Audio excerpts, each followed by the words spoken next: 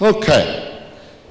If you've noticed, today's readings from Daniel and Mark talk about the future.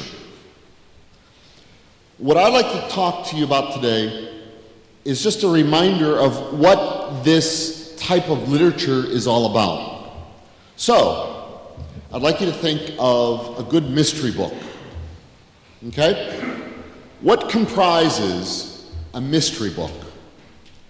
There's some tragedy, some murder. There's a detective. Throughout the book, there are clues. There's a motive. And finally, there's the solution. So when you read a mystery novel like that, detective novel, basically in all the books that you read about them, those elements are there. The elements of apocalyptic literature are the same way. So the book of Daniel, the book of Revelation, this part of Mark, they all have similar characteristics.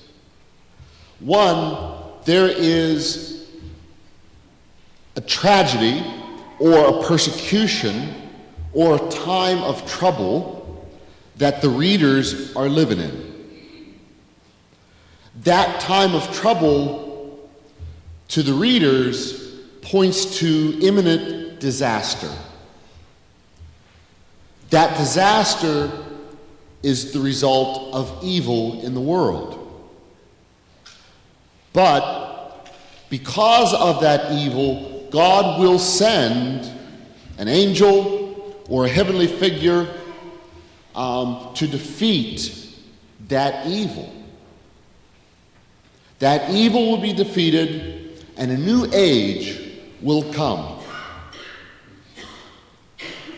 If you read the book of Revelation, if you read the book of Daniel, if you read Mark today or parts of Luke or parts of Matthew, these elements are there. Well, Father, why did they use such cryptic language? That's just the way they wrote when they did.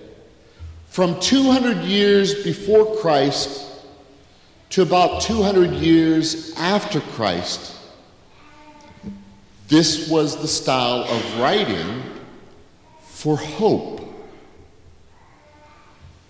Remember, people could not read. So they would look at the signs all around them. They looked at what they were seeing, what they were hearing, and they would make conclusions.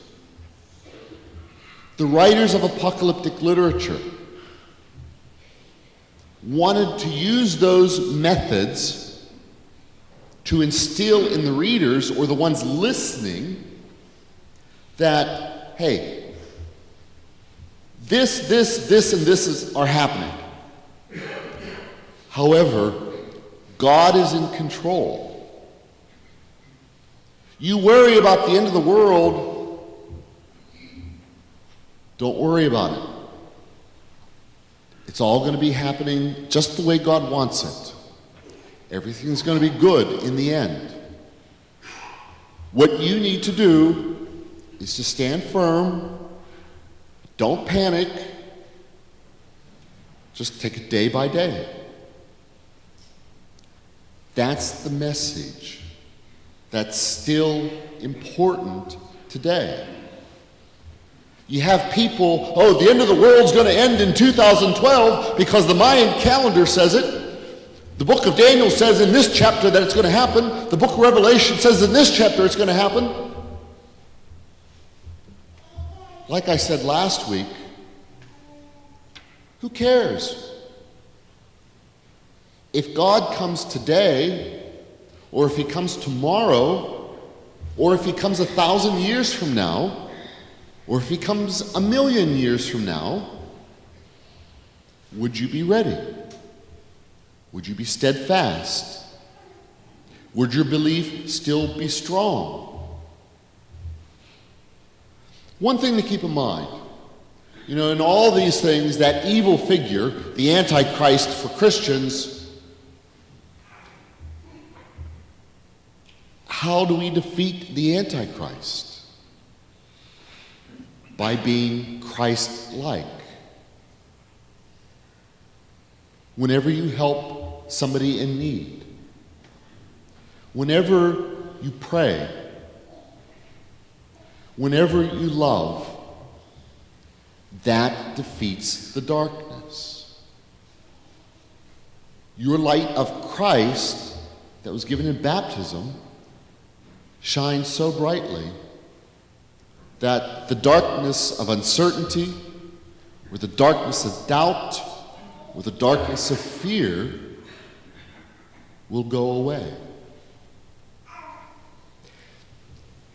The person who wrote Daniel, the person who wrote the book of Revelation, the person who wrote all the, other apocalypses out there that are not in the Bible, they're just saying, look, folks, be hopeful, stand fast. Everything's okay. Everything will be okay. Stand fast.